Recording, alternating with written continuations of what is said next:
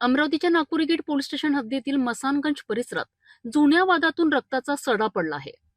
जुनी हिंदी शाळा नंबर 2 जवळ 10 फेब्रुवारीच्या रात्री अजय परमानंद अहरवार हे एका गाडीवर अंडा राईस खात होते.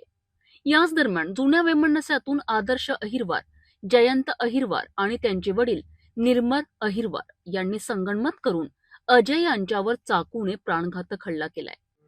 पीडित अजय यांनी दिलेल्या माहितीनुसार निर्मल अहिरवार यांनी आधी त्यांना थापड मारली आणि त्यानंतर आपल्या मुलांना चाकूने वार करण्यास चेतावणी दिली आहे. अहरवार, मैं शाला क्रमांक 2 पुरानी 2 नंबर स्कूल के पास अंडे की गाड़ी के ऊपर अंडा राइस खाते खड़ा था।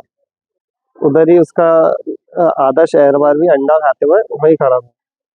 उतने में जयंत और निर्मल अहरवार दोनों बाप बेटे वहां से आए और निर्मल अहरवार ने मेरे को आते से झापड़ मारा और ये बोला उसके लड़कों को, उसने इसको मारो। तो उसके लड़कों ने चाकू निकाला, एक ने तो मेरे को चाकू से वार किया और फिर मैं वैसी जख्मी हालत में भागते हुए गया हूँ।